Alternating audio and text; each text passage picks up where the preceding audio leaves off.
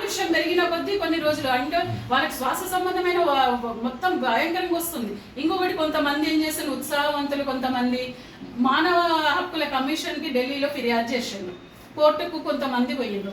ఒకటే చెప్తున్నా, రేవంత్ రెడ్డి సర్కార్కు మేము చెప్పాల్సింది ఏంటి అంటే, పర్యావరణ ప్రేమికులుగా మానసిక శాస్త్రవేత్తలుగా మేము చెప్తుంది ఏంటి అంటే, మీరు కూడా కోర్టుకి ఎన్హెచ్ఆర్సీకి చెప్పండి, ఇది విషయంతో కూడినటువంటి సబ్జెక్టు, విషయం ఉంది దీని లోపల, మేము ఎందుకోసం ఖాళీ చేస్తున్నాం, ప్రజల్ని మేము వేధించడం లేదు, ఇబ్బంది పెట్టడం లేదు. ఇప్పుడు మేము స్టెప్ బై స్టెప్ వాళ్ళకు కౌన్సిలింగ్ చేస్తాం, మేము వాళ్ళని పార్టిసిపేట్ చేస్తున్నాం, అఖిలపక్షాన్ని పిలుస్తున్నాం, వాళ్ళందరూ కూడా మాకు కోఆపరేట్ చేయాల్సిందే. విషతుల్యమైన ఆహారము, గాలి, ఇవన్నీ ఆరోగ్యానికి సంబంధించినవన్నీ కూడా ఉన్నాయి.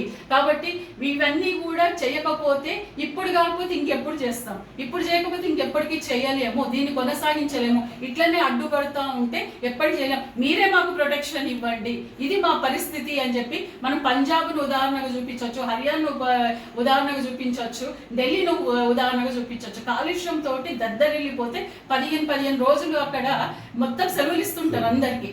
సో ఆ పరిస్థితి మన హైదరాబాద్ తెచ్చుకుందామా? ఆల్రెడీ మొత్తం కాలుష్యం అయిపోయింది. ఇప్పుడు ఒక టెంపరేచర్ అవంతా కూడా పెరిగిపోయినాయి. మీరు చూడండి, పొద్దున పూట ఎండ అయితే సాయంత్రము వర్షం వస్తుంది, లేకపోతే గాలి వీస్తుంది. అంటే ఒక మిక్స్డ్ వాతావరణం ఆల్రెడీ మనకు హైదరాబాద్లో వచ్చేసింది. అంటే ఇట్లనే చచ్చిపోదామా? ఇట్లనే పోదామా?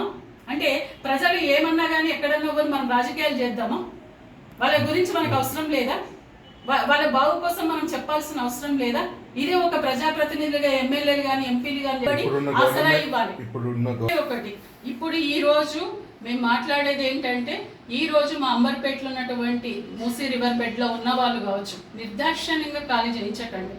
వాళ్ళని విన్ విన్ పాలసీ లోపల ఇవన్నీ చెప్పండి, మేము చెప్పినటువంటి ఏవైతే ఉన్నాయో అవన్నీ కూడా వాళ్ళకి ఇస్తామని చెప్పేసి మానసికంగా వాళ్ళని సిద్ధం చేయండి.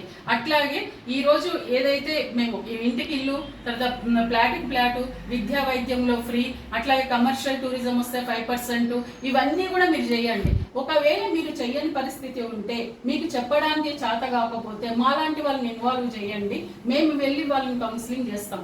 ఇంకొక విషయం, మేము ఇవి అడిగేది సామరస్యపూర్వకంగా ప్రజల కోసమే చేస్తున్నాము. ఇప్పుడు ఎలక్షన్లు ఏం లేవు, ఓట్లకు సంబంధించింది ఏం లేదు, ఇది ప్రజలకు సంబంధించినటువంటి, ఇది ఖచ్చితంగా జరగాల్సిందే, మూసీ ప్రక్షాళన జరగాల్సిందే, అట్లాగే హైడ్రా ఉండాల్సిందే, ఆక్రమణలు అనేది కూడా నివారించాల్సిందే, ఎఫ్టీఎల్ మంచి చేయాల్సిందే, బఫర్ జోన్లు మంచి చేయాల్సిందే, పేదోడికైనా పెద్దోడికైనా ఒకటే న్యాయం చేయండి రేవంత్ రెడ్డి గారు. అట్లాగే ఈ పేదల యొక్క సంక్షేమం, వాళ్ళ మానసిక బాధను అర్థం చేసుకోండి, విన్ విన్ సిచ్యువేషన్ తీసుకోండి. మనకు కొంచెం తగ్గితే తప్పేం లేదు, మీరు కూడా అదే చెప్తున్నారు, నేను తగ్గడానికి ఏమి నాకు ఆక్షేపణలు లేవు, నేను